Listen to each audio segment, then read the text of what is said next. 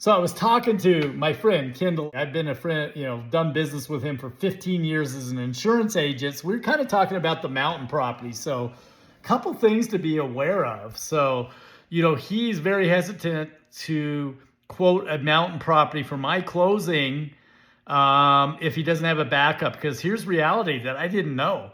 A lot of times you will get the property insured. You'll get your insurance premium. But he says what happens is 60 days later, they do another complete underwrite on it.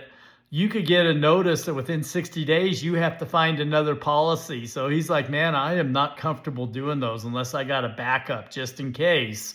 Even some of the best known insurance carriers can do that.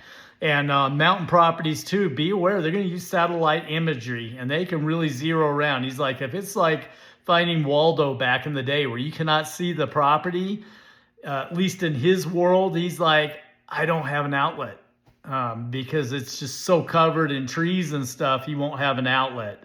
Another thing we talked about was the age of the roof. So he's like, if I've got somebody buying a new house or somebody buying a roof, the roof age that is, same price, that's maybe 10 years old or something, there can be a $2,000 a year premium difference on those houses. So if they're equal, he's saying agents should go for the one with the newer roof.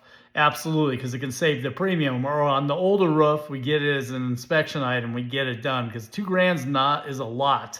Talked about deductibles too. Pretty much now universally, it's a 2% wind and hail deductible. That's kind of where the industry's at.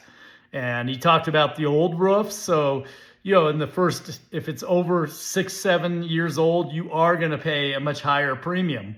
Could be a third higher. You get something that's 10 years plus, you start getting near the 12, you're going to also start getting depreciated coverage. So just a lot to think about just with roofs and mountains in the Colorado market, because that seems to be the biggest two things that we can think about as we're looking at houses to put in offers. Have a great day. Any questions, just reach out.